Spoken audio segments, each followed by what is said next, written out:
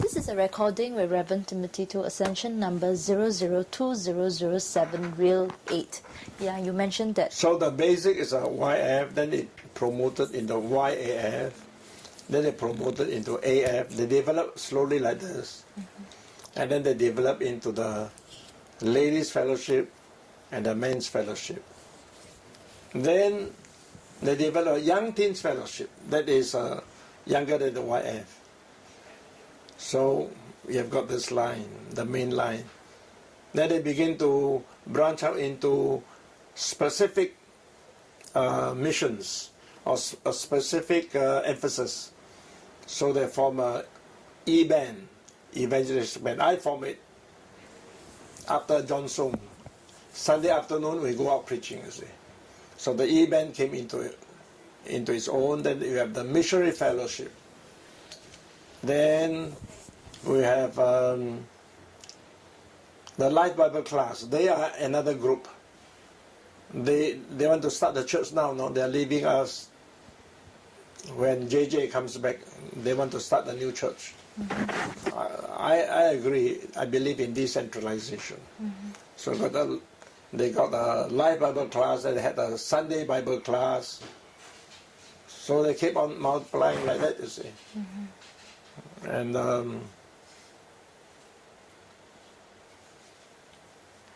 that is about all, if you count them. So with this this decentralization sort of ministries, how does the church ensure some kind of coordination? Well, they have a coordination, and they have put out another paper called the Fellowship Update. I think you have seen it. So they have all the activities into one paper. And I think Yongshun is doing it, Lau Yongshun. And what would be the role of the elders and the deacons in the involvement of the various... Well, they become sought after as advisors. So somebody like this elder, somebody likes that deacon, somebody likes that assistant pastor, so they request them to be their advisors. Can you explain something then on accountability of ministries? Accountability is that they are happy to give us the minutes to the pastor, and they attend church, they are part of the church, and they do consult the church on certain issues, and they are coordinated, for example, into the Bible camp. Are you coming to Bible camp? No. We're attending the vacation Bible school, but not the camp. So the family camp is one that coordinates, and young people should come in. But this year, young people, less are coming in because we did not cultivate them enough, and we should have given them a better rebate or subsidy in the camping. So our response this year is about 230, 40 people. We should have got 350. Would it then be a requirement by the church for each of this ministry, let's say, to be headed by an elder or a deacon? No.